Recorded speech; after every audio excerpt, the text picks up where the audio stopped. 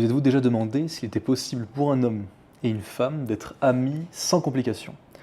Un sujet que j'avais déjà abordé d'un certain point de vue il y a de ça quelques temps, que je vais réaborder d'un autre point de vue maintenant, aujourd'hui. On va le nommer amour platonique. C'est une forme d'appréciation qui se détourne de toute forme de désir sexuel d'un individu à un autre et habituellement d'une personne de sexe masculin vers une personne de sexe féminin. Il est souvent idéalisé comme une relation purement émotionnelle et intellectuelle. On va souvent citer Harry et Hermione dans Harry Potter, par exemple, ou Jerry et Hélène dans Seinfeld, par exemple. Bien que certaines études montrent que l'amour platonique est possible, d'autres recherches montrent que le sentiment romantique ou un désir sexuel finit par apparaître assez rapidement, ce qui vient compliquer la relation. Par exemple, une étude menée par Stinson et collaborateurs en 2022 dans Social, Psychological and Personality Science révèle que beaucoup de couples romantiques commencent par une amitié et que ce chemin est souvent préféré. Nous allons donc voir aujourd'hui deux options, deux voies qui sont possibles d'emprunter dans le cadre d'une amitié où nous avons plus d'attirance que simplement une amitié normale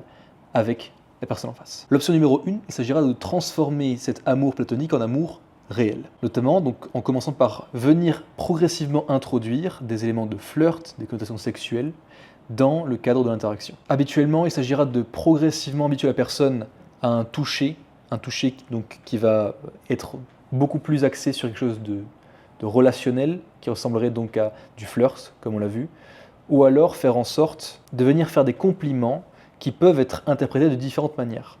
Encore une fois, le but c'est de venir progressivement, de manière implicite, faire se rendre compte à la demoiselle en face que l'on souhaite plus qu'une simple amitié.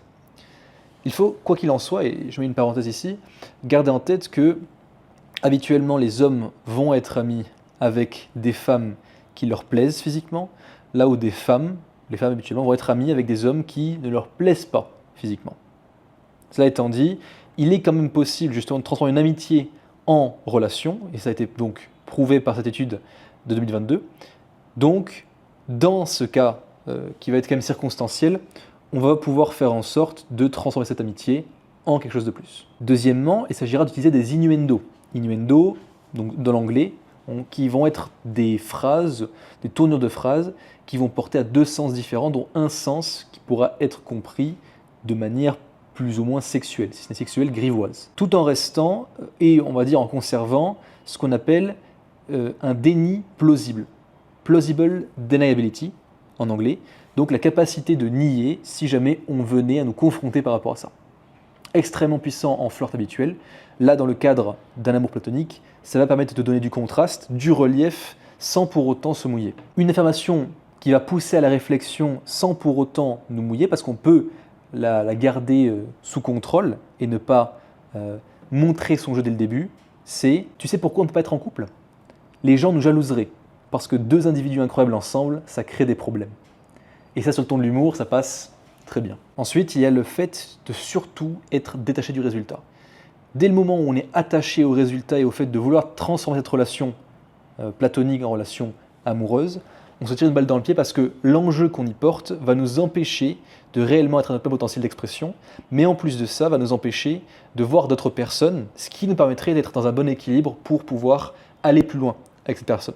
Il s'agira donc de diversifier ses intérêts, côtoyer donc d'autres personnes, dans le cadre notamment de la théorie de cette tournante, dont j'ai déjà parlé, et maintenir une attitude décontractée et confiante. Et enfin, le dernier point, il s'agira de mettre en avant sa maturité et donc sa masculinité, une énergie mature qui montre que l'on a confiance en soi, que l'on sait ce que l'on fait, que l'on sait ce que l'on veut et que l'on sait où l'on va. Il s'agira par exemple de prendre l'initiative lors de plans, donc en faisant des plans avec elle, par exemple, ou de faire preuve d'empathie, non pas de sympathie, mais d'empathie. Pareil, j'ai fait une vidéo à ce sujet sur la différence entre sympathie et empathie, pour mettre en lumière le fait qu'on la comprend, mais on ne cautionne pas ses agissements, quand ils sont négatifs, bien sûr. Maintenant, l'option numéro 2, il s'agit de passer à autre chose. On va en parler dans un instant, mais avant ça, si tu apprécies ce que tu es en train de regarder, n'oublie pas de t'abonner à la chaîne pour ne pas manquer les prochaines vidéos. Le petit pouce bleu fait toujours plaisir et m'aide énormément à faire grandir cette communauté. Et surtout, si tu connais quelqu'un qui pourrait bénéficier des conseils que je donne ou qui serait intéressé par le contenu que je crée, n'hésite pas à partager cette vidéo avec lui. Et si ça t'intéresse, le lien de mon canal Telegram est en description. On continue. Donc dans le cadre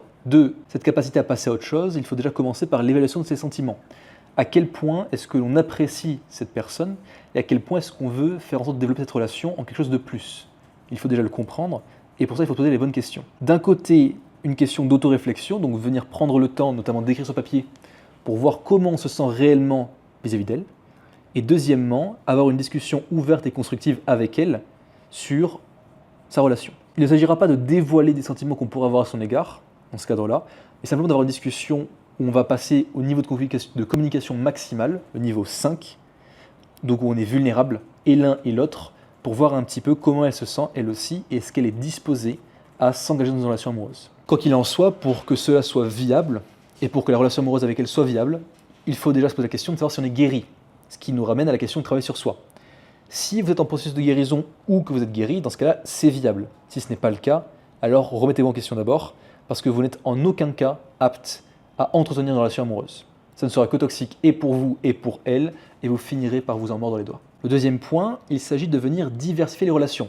Donc là, dans tous les cas, que ce soit l'option 1 ou 2, il s'agira de voir d'autres personnes quoi qu'il arrive, sans pour autant chercher à obtenir une expérience charnelle, simplement dans le but de venir discuter, communiquer, interagir avec différentes femmes pour pouvoir s'habituer à l'attention que l'on reçoit, être moins dans l'enjeu vis-à-vis d'une seule. Encore une fois, la théorie des assiettes tournantes qui fonctionne vraiment bien, surtout quand on est jeune et qu'on cherche à vraiment comprendre comment les femmes communiquent, comment est-ce qu'elles réagissent, dans le but d'avoir une relation amoureuse épanouie et saine par la suite avec la femme qui nous plaît le plus. Pour ça, ce que je vous recommande, c'est de participer à des activités sportives, donc de faire du sport, des sports d'équipe par exemple. Participer aussi à des événements sociaux donc, qui sont organisés dans le but de faire des rencontres. Pas des rencontres amoureuses, mais simplement des rencontres dans le business, donc professionnel, ou alors des rencontres amicales, échanges linguistiques, etc. Ou simplement rejoindre des groupes d'intérêt avec des personnes qui partagent les mêmes passions que vous. Et enfin, il y a ce qu'on appelle la gestion de l'énergie émotionnelle, ou de l'énergie tout court en réalité, qui est le fait d'éviter de dépenser et d'investir trop de temps, trop d'énergie dans une relation qui n'a pas de potentiel romantique. Ça ne veut pas dire qu'il faut à tout prix délaisser une relation amicale avec tout le monde, simplement que si on est dans une attente perpétuelle quasiment de pouvoir développer quelque chose de plus avec cette personne, alors on ne pourra que s'en voir amoindri énergétiquement, avoir donc moins d'énergie pour pouvoir accomplir ce qu'on veut accomplir et se concentrer sur nos objectifs. Ce qui est, dans tous les cas, plein de détriment pour nous, et donc en aucun cas notre avantage. Et idéalement, à ce moment-là, il s'agira de prendre de la distance avec cette demoiselle pour éviter de créer une friction qui est continue. Parce que le simple fait que de rester en contact avec elle ferait en sorte de nous prendre de l'énergie plus qu'elle nous en donnerait. Bien que donc l'amour platonique soit une belle idée, sur papier, en réalité, elle apporte beaucoup plus de complications que ce qu'on peut en penser. Vous avez donc la possibilité, avec l'option 1, de venir vous tester votre compétence dans l'art du charisme, la séduction, le game, faire en sorte de mettre en avant vos qualités pour pouvoir tisser quelque chose de plus avec cette femme, sachant qu'on a vu qu'il y a une partie des couples, une bonne partie des couples, qui vont se former sur une base amicale, et la deuxième option qui va être celle de simplement lâcher l'affaire, parce que si on sait pertinemment qu'on ne peut pas être plus que ça avec cette demoiselle et qu'on veut pourtant plus que ça, alors il est beaucoup plus facile et pertinent de venir s'arrêter là, clôturer cette relation, cette interaction avec elle, pour se concentrer sur de nouvelles perspectives, parce qu'on ne fera que dépenser du temps, de l'énergie, même de l'argent habituellement, inutilement. Pourquoi ? Parce que tout ce qui ne nous renforce pas vient nous affaiblir. C'était Rémi, ciao.